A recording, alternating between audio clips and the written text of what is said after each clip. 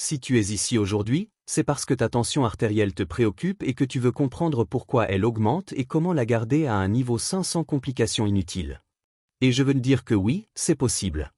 Chaque jour, je reçois des patients qui, comme toi, arrivent confus parce qu'ils sentent que leur tension leur échappe, sans que personne ne leur explique clairement ce qui se passe. Aujourd'hui, je vais t'aider à le comprendre étape par étape. Beaucoup de gens pensent que les artères se durcissent uniquement à cause de l'hérédité, alors qu'en réalité notre alimentation et les conseils que nous recevons influencent bien davantage. On nous recommande certains aliments qui, loin de nous aider, finissent par aggraver la tension. Ce que l'on considère aujourd'hui comme une tension artérielle saine, c'est environ 120 pour la valeur la plus haute et 70 pour la plus basse. Lorsque ces chiffres dépassent 140 ou 90, ce n'est plus normal, même si parfois on essaie de nous le faire croire. Je veux te montrer comment, sans même t'en rendre compte, tu peux finir par développer une hypertension. Et le plus difficile, c'est que beaucoup de gens paient des consultations en espérant recevoir des conseils, mais se retrouvent finalement avec des indications qui les mènent exactement au problème qu'ils voulaient éviter. Cela me touche particulièrement lorsque je vois des personnes âgées accumuler des médicaments, en craignant un AVC ou une paralysie, alors que dans de nombreux cas, elles auraient pu éviter d'en arriver là. Je suis le docteur Gabriel Menat et je te souhaite la bienvenue sur ma chaîne. Ici, nous parlons de santé globale, de longévité et d'habitudes naturelles, simples et accessibles, qui t'aident à maintenir ton équilibre physique, mental et émotionnel. Alors prends des notes et partage ces informations avec ta famille et tes amis pour les aider à améliorer leur santé. Nous publions de nouvelles vidéos chaque jour, alors abonne-toi et active la cloche pour recevoir toutes les notifications. Avant de continuer, si tu trouves ce contenu utile, un geste aussi simple que soutenir la vidéo ou la partager aide ce message à atteindre davantage de personnes qui en ont besoin. Merci du fond du cœur d'être ici et de prendre soin de ta santé. Entrons maintenant dans le sujet. J'ai vu de nombreux patients stabiliser leur tension sans recourir à autant de médicaments. Et je veux t'expliquer pourquoi. Imagine un tableau où tu vois ton sang, la glycémie, tes muscles, ton pancréas qui produit l'insuline et ton foie. Tout est lié. Beaucoup reçoivent des recommandations pour consommer davantage de poulet ou d'aliments ultra-transformés remplis de sucres ajoutés. Et l'un des facteurs qui élève le plus la tension, surtout lorsqu'il se combine avec le sel, ce sont justement les boissons sucrées et les aliments riches en sucre. Ce sucre devient du glucose dans ton corps. Pour que ce glucose entre dans les muscles et se transforme en énergie, le pancréas produit de l'insuline qui agit comme une clé. Si tes organes fonctionnent bien, le glucose entre, il est utilisé, et tout se passe correctement. Mais c'est là que commencent les problèmes. Le foie gras non alcoolique n'apparaît pas par magie, ni uniquement à cause de l'hérédité. Il provient en grande partie de ce que tu manges. On nous recommande du poulet, du fromage, du lait, mais on mentionne rarement des aliments protecteurs comme les noix, les amandes, les graines de lin ou même un supplément naturel dont je veux te parler aujourd'hui et qui peut t'aider à maintenir ta tension plus stable. J'ai vu des résultats qui surprennent même ceux qui ont déjà essayé la graine de lin.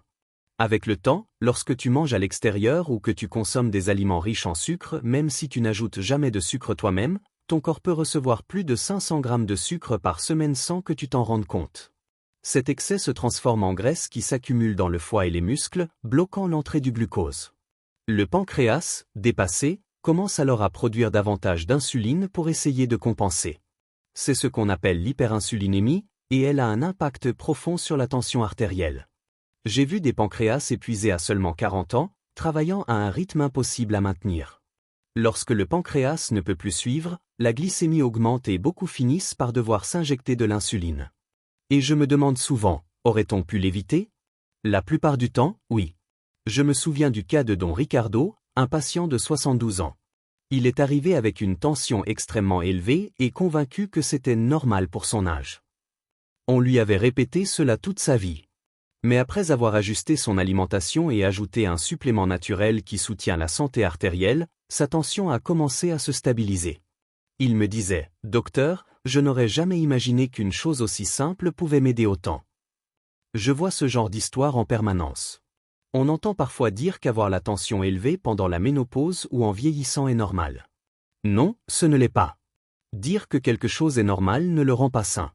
Si une valeur t'approche d'un infarctus ou d'un AVC, elle ne peut pas être considérée comme normale. Avant de continuer à t'expliquer comment ce processus fonctionne et comment tu peux reprendre le contrôle de ta tension, je veux t'inviter à t'abonner à la chaîne.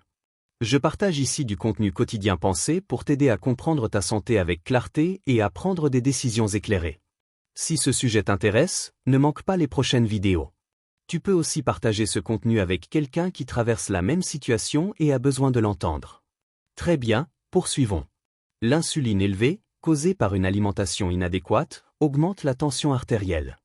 Ce n'est pas une question d'âge ni de génétique. C'est une question d'habitude. Et c'est pour cela qu'aujourd'hui je veux te montrer ce que tu peux changer à la racine.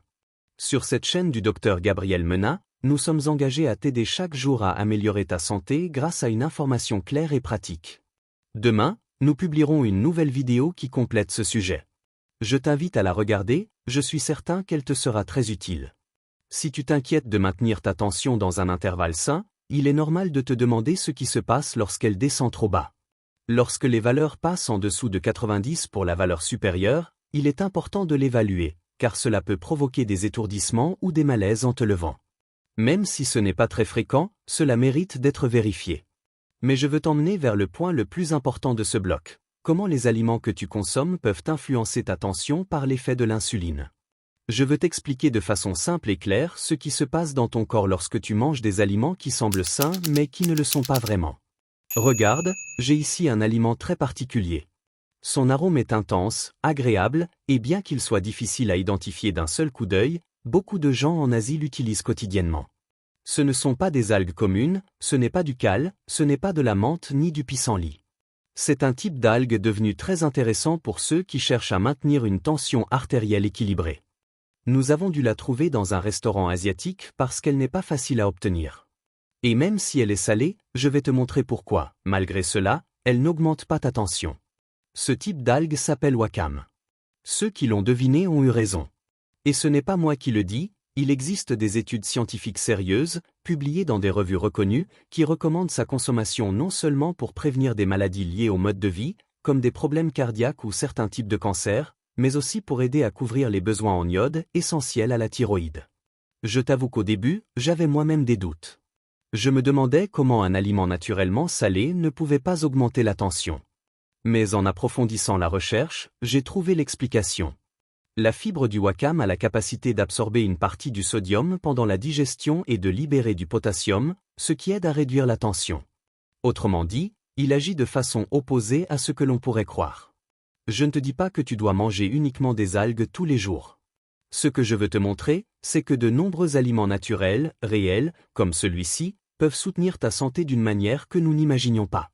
Ce qui élève réellement la tension, c'est une alimentation pauvre en légumes et riche en aliments ultra-transformés, ce que l'on constate chaque jour lorsque nous examinons les placards et que nous trouvons bien plus de sucre que prévu. Un yaourt, un lait aromatisé ou un aliment apparemment inoffensif peut apporter une quantité de sucre que le corps ne peut pas gérer sans augmenter l'insuline. Et je veux que tu comprennes pourquoi cela compte autant. Une de mes patientes, Donia Marta, 74 ans, est arrivée un jour avec une tension très élevée malgré son traitement médical.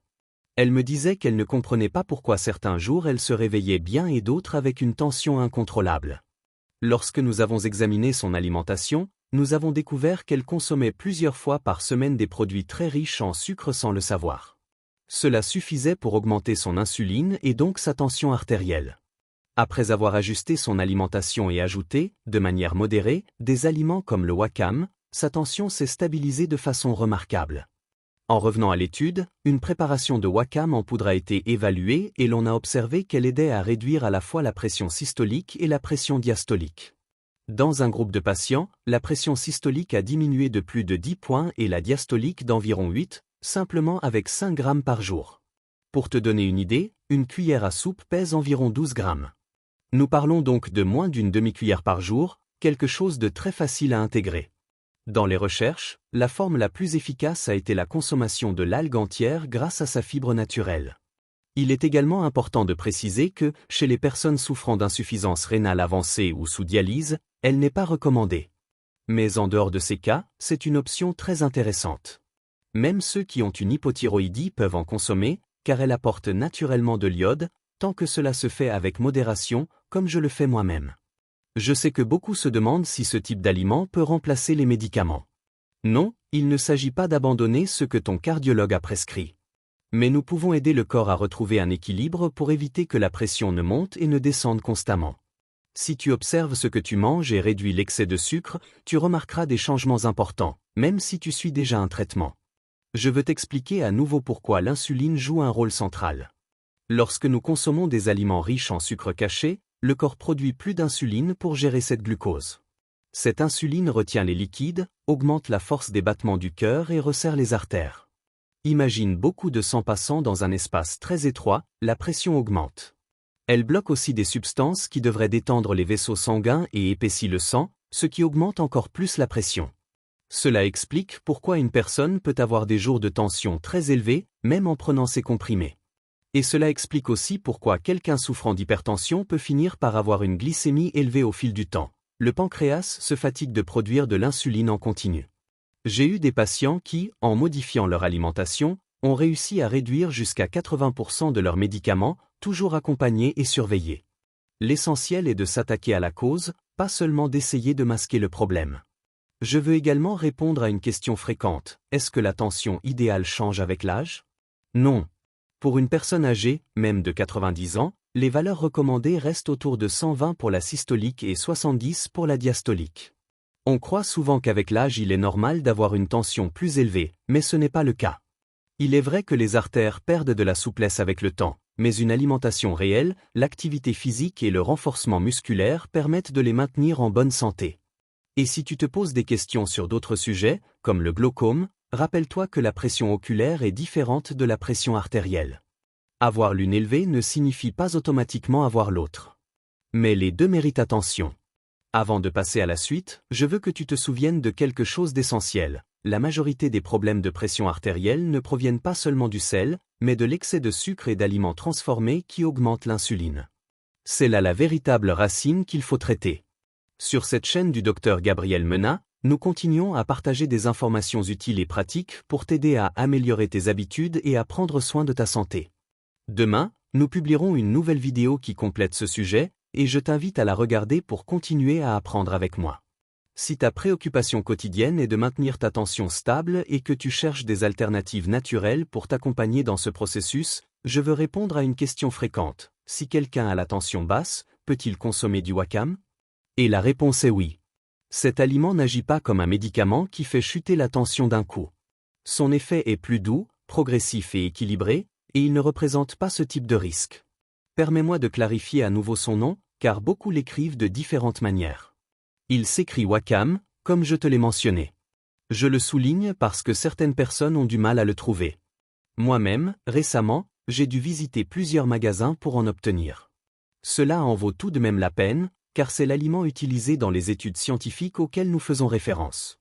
Ces études ont été réalisées par des chercheurs expérimentés, qui ont démontré que même dans une ville comme Quito, située loin de la mer et à plus de 2800 mètres d'altitude, la consommation d'algues comme le Wacam a contribué à améliorer les niveaux de pression artérielle chez diverses personnes.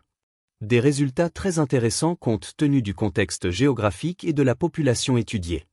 Ces études ont été réalisées par des chercheurs expérimentés, qui ont démontré que même dans une ville comme Quito, située loin de la mer et à plus de 2800 mètres d'altitude, la consommation d'algues comme le Wacam a contribué à améliorer les niveaux de pression artérielle chez diverses personnes.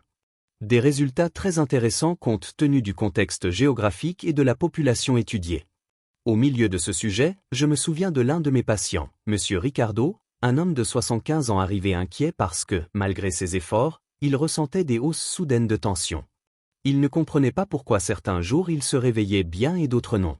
Lorsque nous avons ajusté son alimentation, introduit de petites quantités de Wacam et renforcé les habitudes saines, il a commencé à ressentir davantage de stabilité. Ce n'était ni magique ni une solution instantanée, mais un changement réel qu'il a pu constater. Avant de conclure, je veux dire quelque chose d'important. Certaines pages imitent des professionnels de santé pour profiter de la confiance des gens. Parfois, des contenus sont diffusés avec le nom ou l'image de médecins sans autorisation.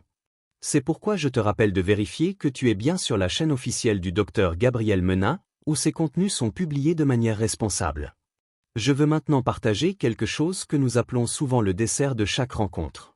C'est un message qui dépasse les religions et les chemins personnels. Peu importe ta croyance ou ta recherche spirituelle, l'essentiel est l'ouverture du cœur avec laquelle tu écoutes. Je le dis toujours avec respect et gratitude pour ces moments que nous partageons. Il existe un passage très spécial que je veux te lire aujourd'hui, car je sais que beaucoup traversent des périodes difficiles où la préoccupation, la tristesse ou la peur semblent prendre trop de place. Ce texte dit que nous sommes un peuple choisi et que nous avons été appelés à sortir de l'obscurité pour nous approcher d'une lumière qui apporte paix et sens. Il rappelle l'importance de se souvenir de qui nous sommes, même lorsque le moral baisse ou que les problèmes deviennent lourds. Beaucoup pensent que être saint signifie être parfait ou ne jamais se tromper, mais ce n'est pas cela. Dans la Bible, être saint signifie être mis à part pour un but, même avec des faiblesses, même avec des chutes. Il ne s'agit pas de ne jamais tomber, mais de ne pas rester à terre. Si tu vis un moment difficile aujourd'hui, permets-moi de te rappeler que l'invitation est toujours de faire un pas vers cette lumière qui peut te soutenir. Tu ne perds rien à ouvrir ton cœur et à dire à Dieu que tu as besoin de paix, de force et de direction. Dans mon expérience personnelle et dans celle de nombreux patients que j'ai accompagnés, ce geste simple a été le début de grands changements.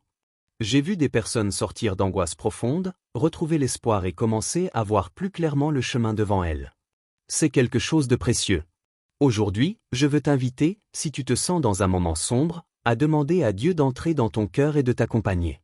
La vie peut devenir lourde et il est normal de se demander quel est le sens de tout ce que nous vivons. Mais malgré cela, il y a toujours une raison de se relever, de reconstruire et d'avancer. Dieu connaît ton histoire, tes luttes et tes désirs les plus profonds. Si tu es d'accord, faisons une prière. Je t'invite à dire du fond de ton cœur, « Seigneur, merci pour la vie et pour ce moment. Je te remets mes inquiétudes, mes peurs et mes fardeaux. Je te demande de me remplir de cette paix que toi seul peux donner. Aide-moi à sortir de l'obscurité et à marcher vers ta lumière. Accompagne-moi et guide mes pas. Amen. Merci d'être resté jusqu'ici. Je suis vraiment heureux de pouvoir partager cet espace avec toi, car je sais que chaque jour tu cherches des moyens de prendre soin de ta santé, de ton bien-être et de ton cœur dans tous les sens du terme. Cela m'inspire à continuer d'enseigner et d'apprendre avec vous. Avant de terminer cette vidéo, je veux te rappeler quelque chose d'important. Si ce contenu t'a été utile, je t'invite à t'abonner, à le partager avec quelqu'un qui en a besoin et à activer les notifications pour ne manquer aucun des sujets que nous abordons ici. Sur cette chaîne du Dr Gabriel Menat, nous sommes heureux de contribuer à ta santé, d'améliorer tes habitudes et de t'accompagner dans ce parcours. Chaque jour, nous publions de nouvelles vidéos spécialement pensées pour toi. Je te remercie sincèrement de m'accueillir chez toi et dans ta vie à travers ce contenu. Et je t'invite, avant de terminer, à remercier Dieu pour la vie, pour l'opportunité d'apprendre et pour la possibilité de s'améliorer chaque jour. Demain, nous aurons une nouvelle vidéo avec un autre sujet qui te sera certainement très utile. Je t'attendrai avec plaisir. À demain.